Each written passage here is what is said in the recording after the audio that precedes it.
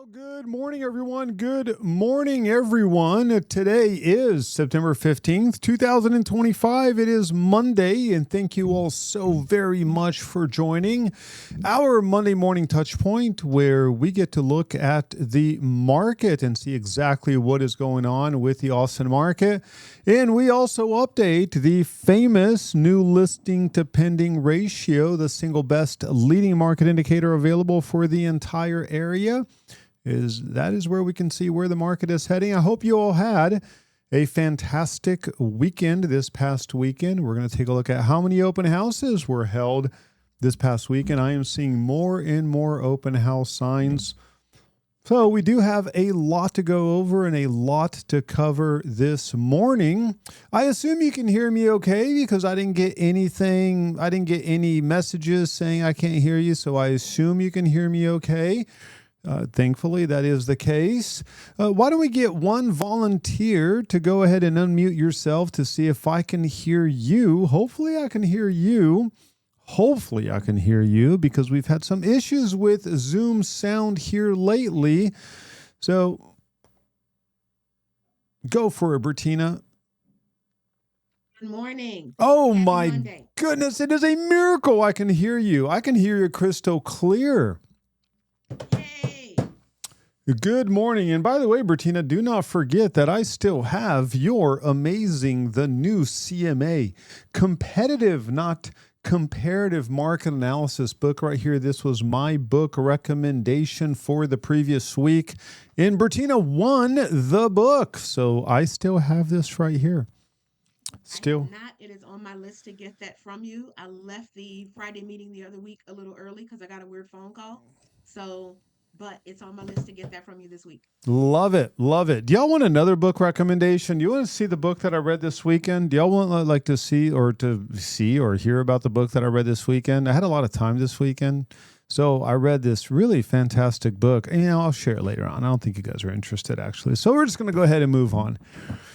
We have a lot to go over this morning. Let's go ahead and start by taking a look at the new listing to pending ratio. We're going to update the weekly information first, and then we're going to go backwards in time a little bit and take a look at what happened in the previous week. We're actually going to do that first, and then we're going to update the monthly. And I want to remind you that we always focus on the 6-county area when we are doing that new listing to pending ratio, and that's going to be Bastrop, Travis, Williamson, Hayes, Burnett, and Caldwell counties.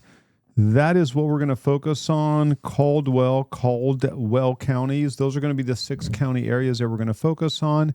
And what we're going to do first is we're going to go from the 1st to the 8th, and we're going to take a look at active under contract. That's going to come out to 428. Great. We don't have to update anything there. And then we're going to take a look at the pending, and this is going to go from 339 up to 346. The ratio is going to go up to a 0.65, and we can see a fairly dramatic drop from the previous week at 0.81 down to 0.65. Let's go back 1 week and just see if we have to update anything from the 25th to the 1st. That stays the same from the 18th to the 25th.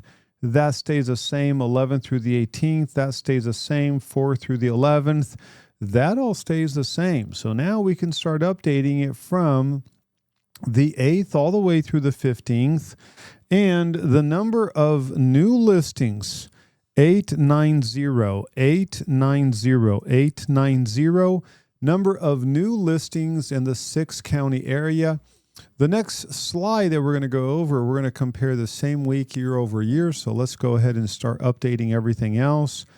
Number of price increases, we're looking at 128 price drops. That is a dramatic drop from just even a few weeks ago at 340.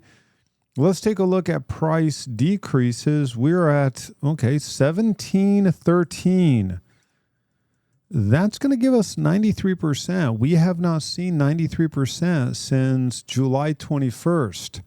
So we've got another reversal right there on the percentage of properties that are going down in relation to the percentage of properties going up. Let's take a look at back on the market. We're at 180 back on the market, 20%. That number also is going down. The lower the back of the market, oftentimes people think, well, the lower the back of the market, that means that it's more of a seller's market. It's the other way around. The lower the back of the market, the more it's an indication of a buyer's market. The higher the back of the market, the more it's an indication of a seller's market. So here we've got 20%. Again, last time we saw 20% was back in August 4th. Let's take a look at active under contract. That's 352 active under contract, a drop from 428.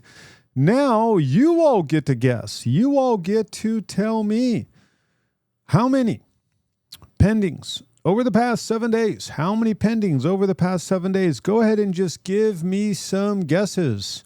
We're going to go for 5 guesses. Give me 5 guesses on how many pendings for the past 7 days. We are starting off with Austin at 286.99, 250, 250, 290, 259. We've got our 5 guesses. You all just came out swinging on that one. Let me go ahead and click here. And, okay, y'all. It's lower than all the guesses. It does start with a 2. It does start with a 2. It goes 2. Then it goes 1. Then it goes 4.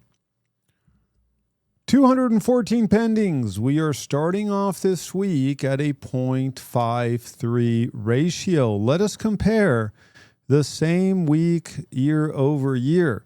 On the new listing side of things, you can see that 2 weeks ago we were plus 26, 2.7. We are negative 195 right now. We're not going to make up that gap. We are going to end negative when we revisit this number tomorrow. There's no way we're going to make up 195 listing delta between right now and 11:59 p.m. tonight. We are down 25 on price increase. We're down 144 on price drop. We're down 25 on back of the market, but take a look at these two numbers. So here we now have 2 weeks in a row where we are now back to negative territory on pending. And so far, we are down 452 on total properties that went under contract. That's going to be the active under contract plus the pending. So we went from 3 weeks ago, a 0.81 ratio compared to 0.94 a year ago, 0.65 compared to 0.78. And so far this week, we're at a 0.53 compared to a 0.79, which means we are going to be lagging again. So all of a sudden, when everything was looking all rosy and all golden and wow, things are just, looking up, you've got a drop in rates, you've got increased activity. What did we spend the entire month of August talking about? Good news, good news, good news. We almost got tired of winning. And then we're starting September and it's like, okay, well now pendings are lagging last year. Now we've got more actives. Now we've got, less pendings. What the heck? With a better interest rate environment. But that's why we trust the data. We rely on the data no matter what. Bottom line, what does this mean, you all? We are now noticing 2 weeks in a row going into 3 weeks in a row, which coincides with a changeover into September, where the momentum that we had in the month of August all of a sudden is just dissipating a little bit. That is what we're noticing right now. That we had a great August year over year, the entire month of August, every single day. We were positive on pendings every single day for the month of August. Right now, we are negative, and I've got a chart to share that with you. So just keep that in mind as you are positioning your sellers, positioning your buyers, that right now, officially, for the past 3 weeks, we are now seeing lagging pendings compared to last year. But now that we went over the weekly, let's talk about the monthly. This is where we will update the entire month of September to see how are we positioned for all of September. On the new listing side of things, we are at 1784. On price increase, we're at 287. Excuse me, I need some water. On price decrease, we are at 3318. And on back on the market, we're at 365. So let's look at a few items right here. Number one, we've got that 92%. We now have a spread between price drops and price increases at a 92%. That right there is, of course, higher than the previous month at 90%. So there's your first indicator of we now are experiencing more price drops in relation to price increases for the month of September compared to the month of August. Too early to tell on that 22%. This is going to be out of everything that's active. What's going to be the ratio between price drops and active? We were going down. We hit a high of 56, and then we went down to 52 so far this month, and we're only 15 days in. We're at 22, but we're just going to keep track of this. This is more of a lagging indicator because we're only going to get the true picture of this number when the month rolls over. But here's another one where we, once again, we backtrack from 21 back to 20%. Now let's take a look at active under contract. So far this month, we're at 712 active under contract. And so far this month on pending, we're at 510. So far right now, we are looking at a 0.57 ratio, meaning out of every 100 properties, out of 100 properties that came on the market, so far this month, 57 have gone under contract. This most certainly puts us in the contraction phase. This does increase inventory, means more listings sit on the market in relation to what came on the market. Now let's take a look at sold so far, and we're looking at 876 sold. And withdrawn, we are looking at 528 withdrawn. And let's see, last one expired. Wow, already 225 expired. The amazing thing, you all, is that so far, over the past 12 months, we have had a total of 18,012 listings get delisted, either through a natural expiration or through a withdrawn. It's a lot of listings being removed from the market, being delisted, 18,012 delistings. Let's take a look at the month over month. Let's focus on the year over year. Let's take a look at the year over year comparison. The reason why I want to focus on year over year is because we are halfway through the month. It is September 15th. On the new listing side of things, we are 51.7% lower than we were last year, and we're 50% into the month. We're just about right there with that, right in line with what happened last year, slightly under, just slightly under. On the pending, we are down 65.5% on the pending. So we're down 50% on the new, but we're down 65.5% on the pending when you look at the year-over-year comparison. Now, we do know that agents are really bad when it comes to updating pendings. The real number there, it's closer to 55%. But it does give us the indication that we are lagging on pendings compared to the new inventory entering the market. And on sold, we are down a pretty significant 62.8, even though we are 50% into the month. But that's also going to be your lagging indicator. So that's why we have to revisit the year-over-year comparison into the first and second week of the following month, which is really important for us to understand that.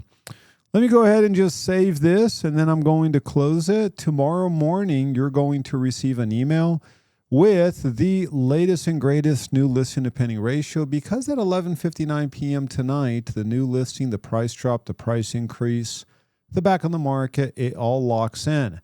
Most of the active under contract are going to be posted. Very little is going to change on the active under contract. When I say very little, under 10%, on the pending side of it, we will continue to see more and more pendings being posted there and labeled as pendings because, of course, we know agents, especially builders, are really, really bad when it comes to updating pendings. You can see behind me that the bond market is doing fairly well today. Today, not the biggest day when it comes to economic news and economic indicators. We did see the New York Empire State Manufacturing Index down 8.7%. They were expecting it to be down 8.7. That's an index, so not percent, an index. They were expecting 4.3, came in at 8.7 on the negative. So they were expecting an increase, an expansion in New York manufacturing, New York area, but it actually came in as a contraction as opposed to an expansion.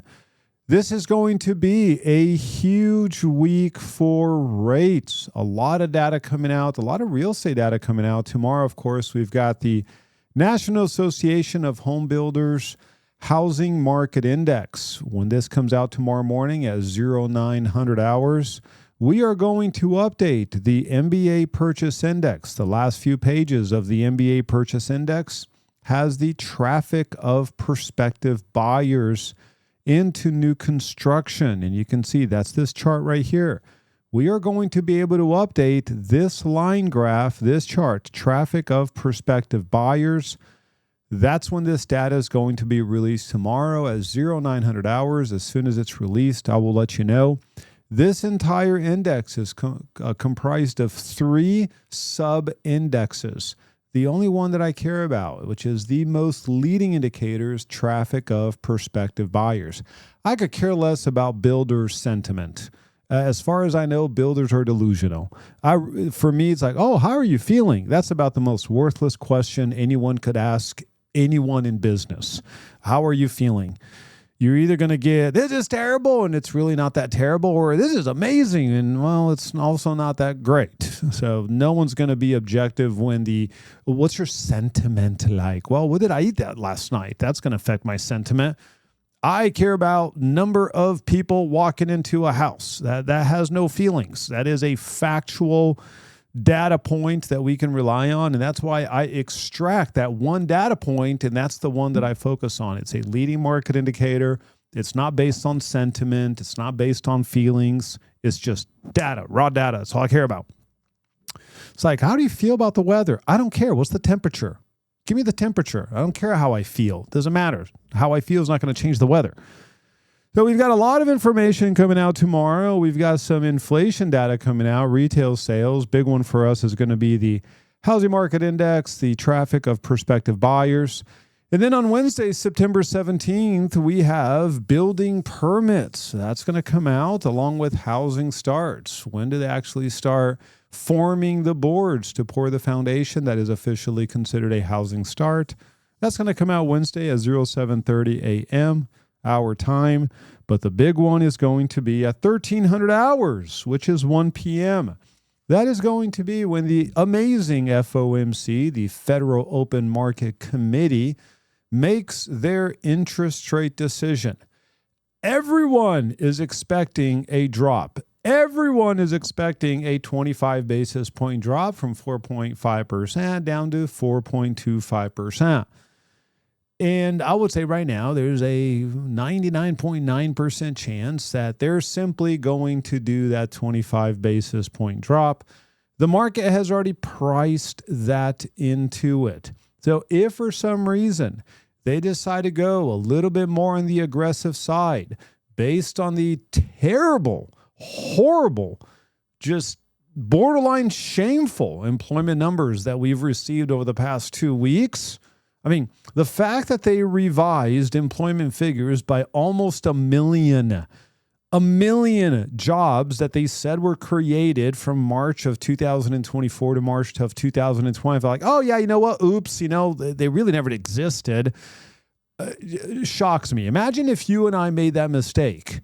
Imagine if we made that mistake on a CMA or a net sheet for that matter. We're like, oh, yeah, I kind of thought it was going to be, $5,000, but turns out, it's $2,500. Y'all, we would lose our license. So, but they did a massive revision, so be it. They've been revising it for years. And by the way, as a percentage, they've been making mistakes since the 80s. So we're very used to them making mistakes.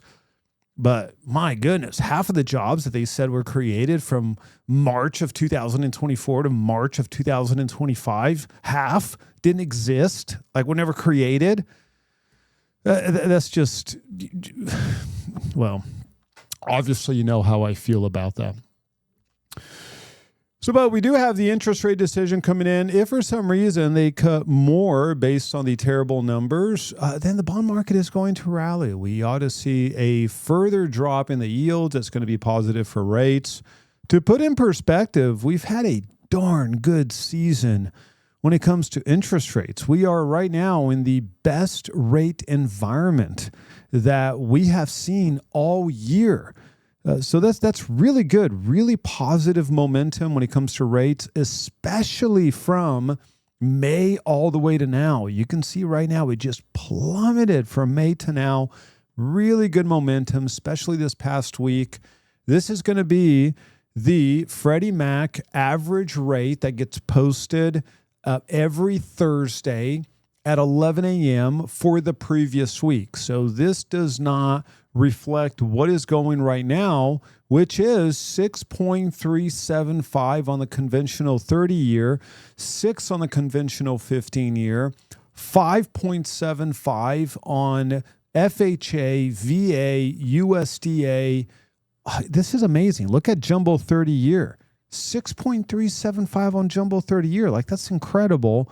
And then instead of a whole point higher on the investor conventional, we're only seeing, a half a point higher, 6.875.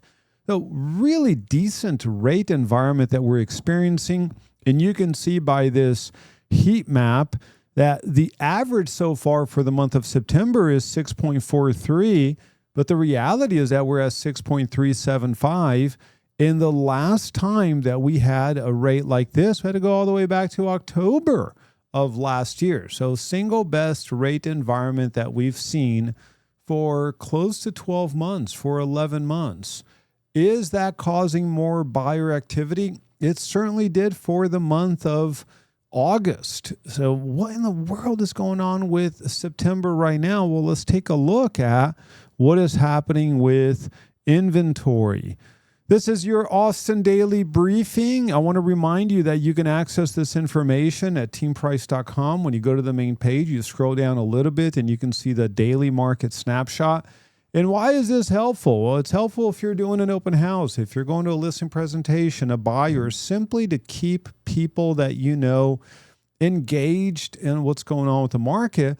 And I want to remind you all that, this is really, really simple for you just to grab anything here and just plug it into ChatGPT and say, hey, give me a really quick Facebook post and just have it do it for you. And you can just copy and paste, grab a screenshot, use a snippet tool or whatever software. I'm a big fan of Snagit personally, but every Windows machine has this little thing called a snipping tool. As a matter of fact, I'm going to do this for you. I'm going to show you how easy it is to use this content for social media and for, just engaging with people that you know. And I'm just going to grab, let's just see. Let's go with this one. Let's just make it really simple.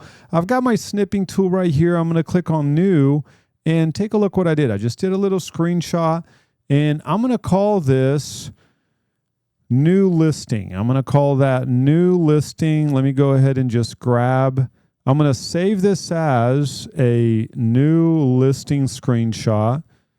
I'm just going to say new listing.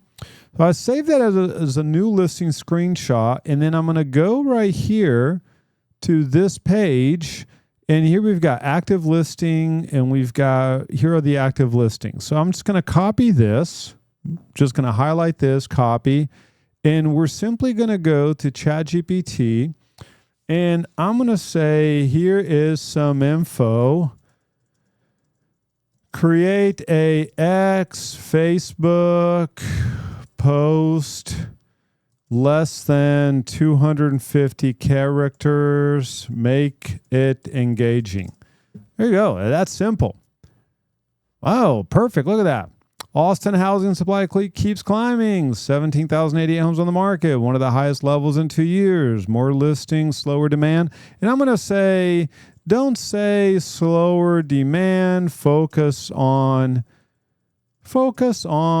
new listings. Okay, we just want to focus on new listings, right? So Austin housing supply surges. Okay, highest in 2 years. New listings running 19% above 25-year average. More homes keep hitting the mark. Okay, that's fine. I'm going to go ahead and use this.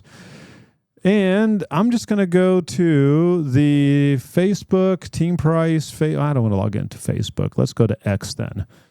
Let's go to X, and what am I going to do here? I'm just going to post, and I'm going to grab this daily link. I'm under the 280 character, and I'm going to grab the new listing. There we have it. That simple. Post. All the content is there. All the content is there for you. It's just a matter of you just taking just a few seconds and just go ahead and just do that. But we've got a huge week ahead of us when it comes to mortgage rates, when it comes to economic data that affects real estate, mostly on Wednesday. So we are going to review this information both Wednesday during our training session. Not the FOMC because that's going to happen at 1 p.m. We're going to review some of the previous. We're going to review the permit. But on Friday, we're going to talk about on Friday during our team meeting. We do have a team meeting Friday live at ABOR. But let's go ahead and go over the Austin Daily Briefing. As you can see, we have 17,088 active listings currently in the market, 58.1%. Of all those active listings have had at least one price drop. The good news is that this number went as high as 60+%. We're at 58.1 right now. We are up 15.2% on active listings. We are noticing a little bit of a bump right there starting towards the end of August into September. Not that different than what we experienced last year. We had a really big drop-off whenever August went into September, and then a little bit of an increase, another drop-off at the end of September. What are these? These are expireds and withdrawns. So we're noticing a very similar trend, big drop-off here, way more than last year, way more than 2 years ago. Little bit of a smaller drop-off here towards the end of the month. I am expecting a bigger drop-off here towards the end of September with expireds and withdrawns. On the cumulative side of things, even though we're only on September 15th and we do have 15 days left in the month, so we have 15 days left with new listings entering the market, we are already up 1% on the cumulative number of new listings that have come on the market. On the pending side, this is going to be the slightly disappointing news for the month of September so far because we had such a positive August. August was fantastic. Every single month we just had positive month over month. And then towards the, latter part of August into August 21st, we had the biggest gap between this year and last year, where we were far outperforming last year on the number of pending. That gap disappeared when we crossed into September. And then every day so far in September, we have now been lagging last year when you compare pending. So right now we're at 4,038. This same day last year, we were at 4,100. And that's going to be that drop of 1.5%. On the cumulative side of things, we are down 7.6% year over year on the cumulative. We were hoping that we were going to keep on being positive for the entire month of September into October. And then this chart would actually beat out the previous 2 years. As of now, with this little bit of a backtrack, that's not going to happen because we were so lagging towards the first 5 months of the year. We were way lagging last year. We started making up ground right here, but unfortunately that was reversed here over the past 2.5 weeks. The activity index, therefore, stands at 19.1. We're now at under 20% activity index for the entire metro area that we cover. New construction at 26.78, resale at 16.12. And you can see the activity index right here across all the 30 municipalities that we cover. Keep in mind that we also have the activity index for the top 75 zip codes, along with 100 neighborhoods that we track that are considered a really good spread of neighborhoods across the entire metro area. You can see that the monthly new list and pending ratio is at 0.55. Way lower than last year at a 0.80, but we know that this ratio is going to come up. Where do I foresee this ratio landing? Closer to the 0.73 to 0.74. So we are going to be lagging September of 2024, mainly because of the, of course, increase in new listings, but more so because of now the year-over-year decrease in pendings. The cumulative difference between new listings and pendings for the entire year is plus 7,232. And the ratio for the entire year is now at a 0.70. The average, 25-year average, is 0.82. Months of inventory is now over 6. We were under 6 for just a few days right there when we went into September. We're now back up over 6, a very similar trend that we saw last year. And then into October, it tends to go down. And we're noticing the same thing this year. You can see the entire list for the top 30 cities on months of inventory. Apart from Manchac, Buda at 3.71 months of inventory, doing extremely well, followed by Lockhart, Cedar Park, and then Kyle, Round Rock, and Hutto on the other spectrum. We've got our usuals there. We've got Burnett, Dale, Smithville, Spicewood, and then Lago Vista now under 11 months of inventory at 10.92. The good news is that year over year, City of Austin inventory has actually gone down. We went from 5.31 September of 2024 to 5.30, down only 0.2%, but still down. We'll take that. That's good news. Year over year inventory is down. We are expecting that 2,216 properties will sell this month based on what's currently sold and based on the number of properties that tend to sell towards the end of the year. We are negative year over year on the cumulative number of sold properties at 4.8%. Per 100,000 people, we're down 7%. We're at 891 when you add everything that has sold and you divide that by the population, you're going to get your index. You're going to get how many properties are selling per 100,000 people. And we're currently at 891 per 1,000 realtors. We're at 1218, which is better than 2023. And that's going to be the good news. Well, what's going on with pricing? We are noticing an uptick in pricing because when you look at the Austin Daily Briefing from Friday, that average price was way less. The median price was $415. So from Friday to Monday, the median price jumped from $415,000 to $435,000, which means that now we have a year-over-year gain of $10,000 at 2.4%.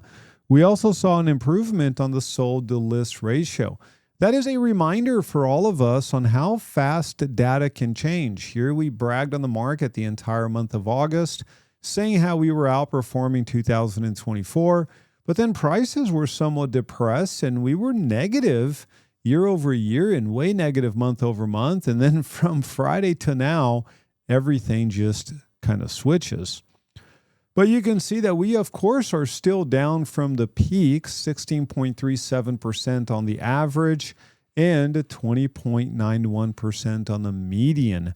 When you look at the 435 and you see that the peak of the market was May 2022 at $550,000. When you look at the median sold price for September 2025 compared to 36 months prior, we are down 7.45%.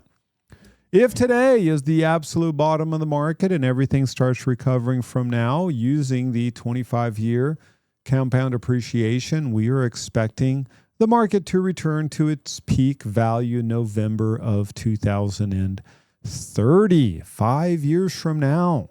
That's when we're expecting. Now, to keep this in perspective, we've already been at this. I mean, the market started going way up, going parabolic.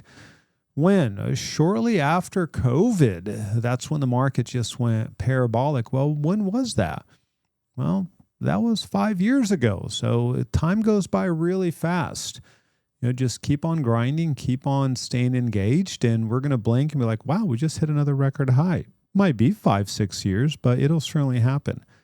The average sold price for every single property that has sold so far this year, we are up year over year. On the average, we are down on the median. The median sold price for the entire 6-county area for everything that's sold so far this year, $434,585. And that's going to be a drop of 1.4%. The interesting thing is that the sold to list price ratio actually went down from last year to this year, which is really interesting. Went down from 97.3 to 97.2. Only just a very small drop, but we are now just a little bit less on the sold to list price ratio. When you look at the percentile analysis, the bottom 25th percentile compared to the top 25th percentile, this number is nothing short of just jaw-dropping. The top 25th percentile, so when you take everything that's sold and you say, let's just draw a line in the top 25th percentile, that price range has actually increased by 5.1% year over year, which is amazing. On the bottom 25th percentile, we are down 4.5%. So you can see that this demand for homes that are priced at $645,000 and above is so substantial that prices are up 5.1% within that specific range, which is really incredible. Just amazing. And when you take a look at certain cities and certain zip codes, it's even more telling. Really incredible. Marble Falls. I mean, it's hard to even see that this is real. It's just incredible. Take a look at Marble Falls. Last year, 16 properties sold. This is a 30-day period block. This year, 19. So we've had 18.8% more properties sell. It's a very small figure, 16 versus 19. That's why it influences the price by so much. But when you look at the bottom 25th percentile, prices are up 12.4%. You look at the top 25th percentile, prices are up 180%, which is just insane. Other cities that have more data to pick from, like San Marcos, is going to be a way better indicator. But look at the pricing on the top 25th percentile, up 17.5%, which is amazing. So far this year, 10 cities have gone down in price or have gone up in price, and 20 cities have actually gone down in price. City of Austin's gone up in price, 1.3%. The interesting thing, you all, is that we've got stats for everything, but you only have to memorize 2 or 3. This was a conversation that I had over the weekend when someone was asking me about the Austin market. I said, Dan, how you're in real estate, right? Yeah, sure am. Well, how's the Austin market? And I said, well, specifically the city of Austin? Yeah, city of Austin, because I just got a sense that they weren't talking about the MSA, the city of Austin. And prices are actually up 1.3% year over year. They're like, oh, wow, okay, that's interesting. Yeah, why do you say that? Well, turns out, they work for the company that owns South by Southwest. There you go, right? There's a connection right there. So just have to memorize this one thing. Well, city of Austin's up 1.3% year over year. And then, of course, know where to get the data, know where to access the data. At the end of the day, go to teamprice.com and you will be able to access the data. When you look at the absorption ratio, where you simply take everything that's sold, you divide by what is active, the good news, you all, is that we had a pretty decent jump from 16.3% in July to 17.5% in August.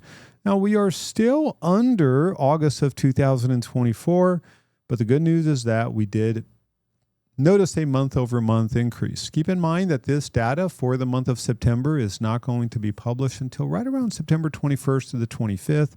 The number is going to be really low, and then as we update the information, the number will increase. But I do not publish this until the third, possibly into the fourth week of the month. This is going to be what I just call the market flow score, and that's going to be the what is the market like from 0 to 10. 0 meaning it's garbage, it's crashed, just forget about it, don't even waste your time. Good news is that we've only had 1 month at 0. 1 month, and that was January of 2009, and that was, forget about it. Just like you might as well take the month off. It was just ridiculous. And then we've had a few months at a 10, meaning it could not possibly get any hotter. It doesn't matter what it's priced at. You don't have to take pictures. You don't have to do property descriptions. There's going to be a buyer. There's going to be 30 offers, 40, 50. I believe that Melanie Price holds the record on the number of offers that she received on a listing. Melanie, do you want to remind me on how many offers you received on that one listing? I mean, it was outrageous. What was it again? 66, but I got so many calls, and like some agents were like, just tell me if it's even worth writing it up for this. And I was like, no. So we would have had more. Oh, you could have probably broken 150. Yeah. Imagine Like, it 66 was so offers. ridiculous. Yeah. Crazy, right? And that was, I don't know if you remember when that was. When was that? Was that like towards the end of 2021? I think it was the beginning of like the spring of 21 where it was really ramping up. We were priced at like 3 up to like 430. Okay, so there you go. So that was the 9.32, getting some of the 10. Then you go down to 9. By the way, 9.34 is ridiculous. I mean, really amazing. Anything over 7 is outrageous. So we had a few months where it was at 10, and think about that. Imagine processing, 60, 70 offers on a listing. Just insane. But that's what a 10 looks like. Well, a 0 looks like the complete opposite of that. A 0, it's like, wait a second. Like, we've got a comp, we've got a property that sold for 400. I've got mine listed at 275. And I don't even get a showing. Well, that's the 0. It doesn't matter what happened before. No one really wants it. And that right there is going to be your daily update with what is happening with Austin real estate. It is 10:44, so we do have some time for some market-related questions, bond market, interest rates, predictions, dates, mates, rates, you name it. We do have time for a few market-related questions. Any questions, you all? Any questions about the market? Yes, Sonia Komisarenko, please go for it.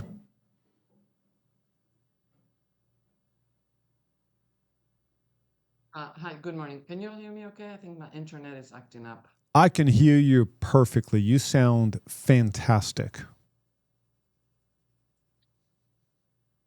Thank you. Well, I mean, it's kind of about the market, but not really. So I got a referral yesterday, which they want me to call this person who is under contract. No, not under contract. I'm sorry. That has a listing with another realtor. So, of course, they gave me a name and a phone number. So I found the address, looked it up, and it's a condo in the 04. Nothing is selling there. I mean, the condos are just not selling at all. There's very few, and they're all priced what I would think is the right price, but nothing is selling. So I guess it's not the right price. My question to you is, I texted her and I said, hey, I got this referral. Let me know if you want to talk. So now she's going to call me this afternoon. And I know I've done this before where I am not really able to give her any advice or opinion because she does have a listing agreement with another agent. And I know I can ask her when does that listing agreement ends, and if she wants to go with me, then start. Now, the thing is that I do want to tell her the truth, and let me just give you an example. Let's say that it's listed at 450, but when I did all my research, I'm looking at this condo's not going to sell for anything over 400 just because of the way the market is. Mm-hmm. And I don't want to run her away. I would like to have this client. So my question is, should I suggest she rents it, which they may be able to do, but also there is a lot of rentals available in that complex and around, and they've been sitting on the market for 75 to 121 days because they're priced too high. So everything is priced too high. Mm-hmm. What do I do? Can you just give me an idea of what to do with something like this? Yeah, absolutely. It's a very good question. Well, number one is congratulations on that referral, right? That's why we do this, is that people trust us. So, the fact that you're getting that referral is fantastic. Congratulations.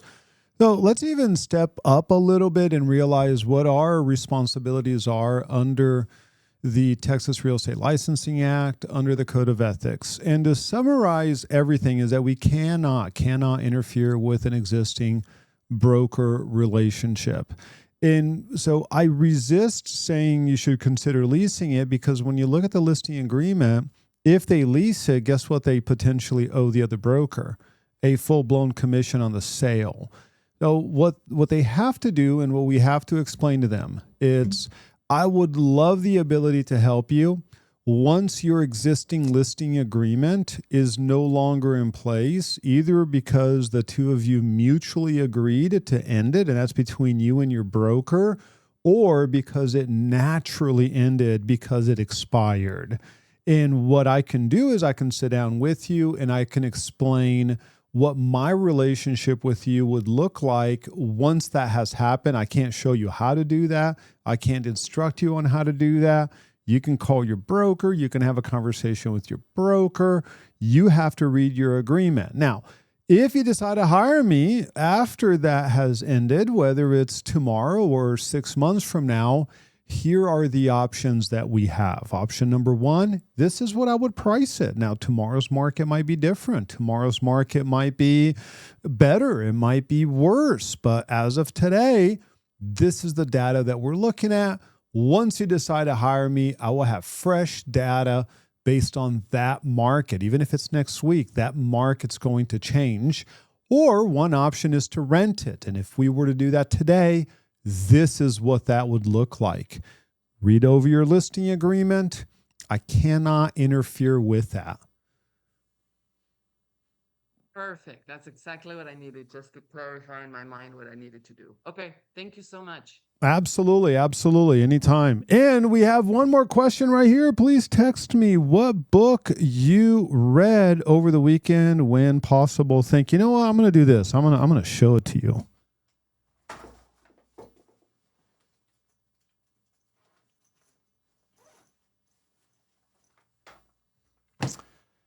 All right, here we go. Really, really easy book to read. Fantastic book. Only 175-ish, 180 pages. Right here. Kind of hard to see. The 38 letters from John D. Rockefeller to his son. The 38 letters to his son. Really amazing. Really fantastic. Incredible, actually. Here you have letters written in February 12th, 1909. You've got another letter written April 18th, 1899. And it's so funny because, one of them is like, hey, my dear John, hey, by the way, don't worry about losing $1 million in the stock market. Learn from it. We all experience adversity. Adversity is a part of life. And I'm like, wow, that was written in 1900. No wonder that affected him.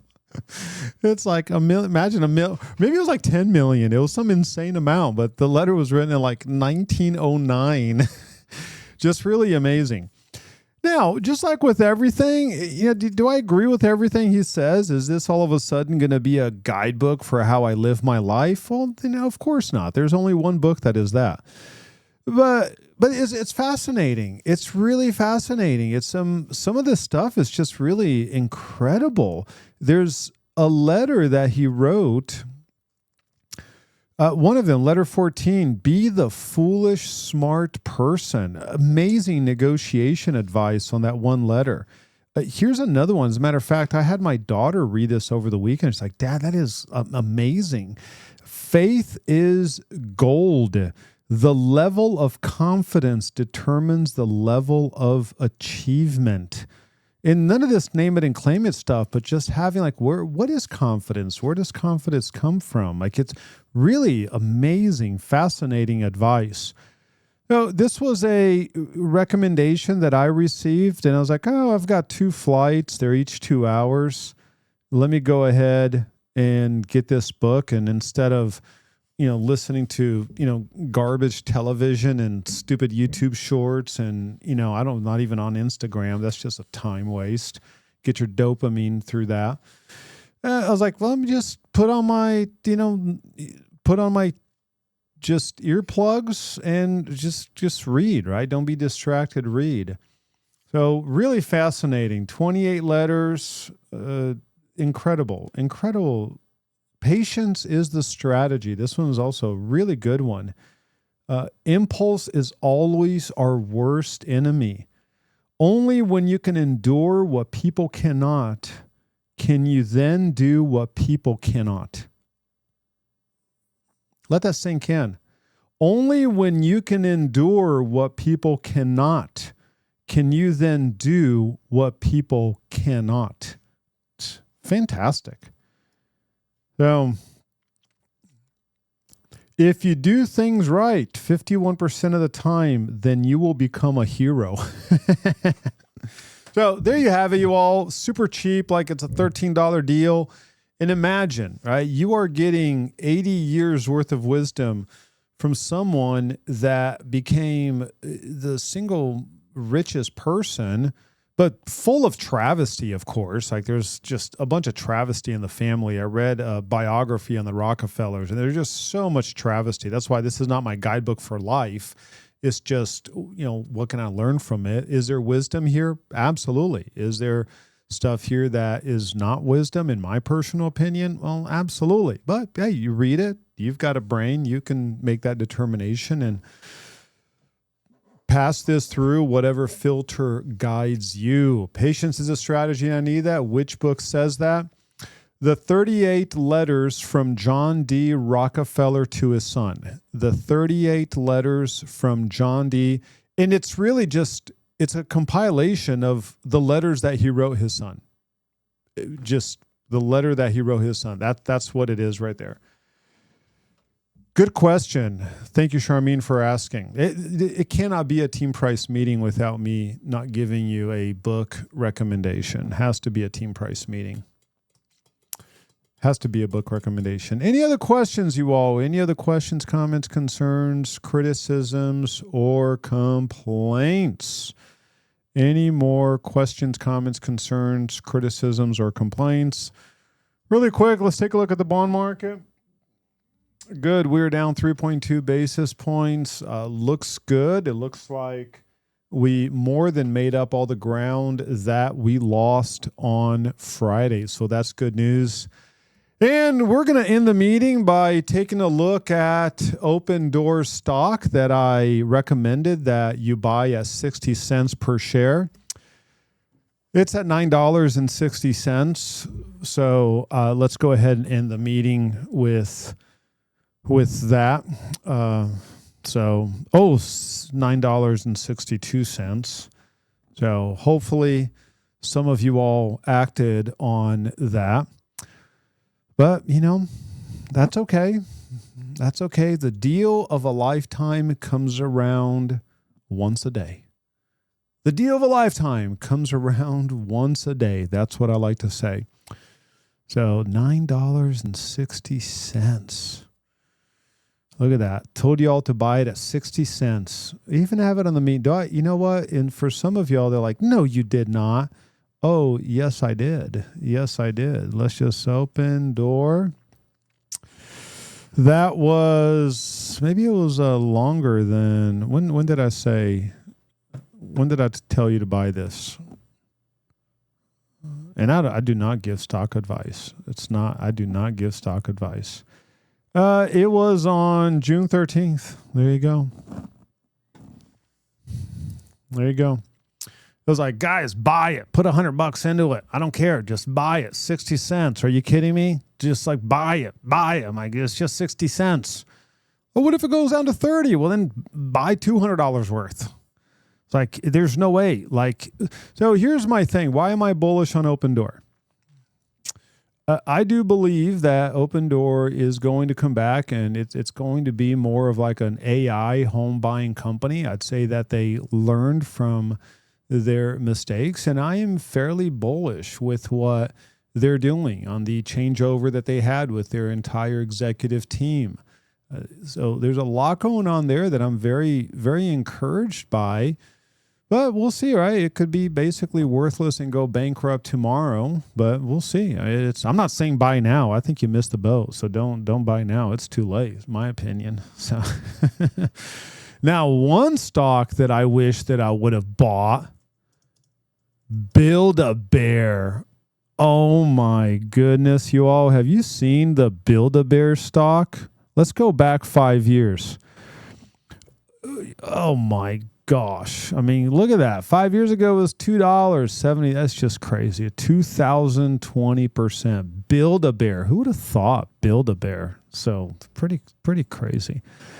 All right, you all, it is 10:58. Thank you so much for joining. Super appreciate it. I hope you have an excellent, fantastic rest of your day. Keep in mind that we do have our Wednesday broker Q&A contract review. Please do the contract review, super important, and real estate training. And then we do have our Friday morning meeting at the Awesome Board of Realtors. Thank you so much for joining. Super appreciate it.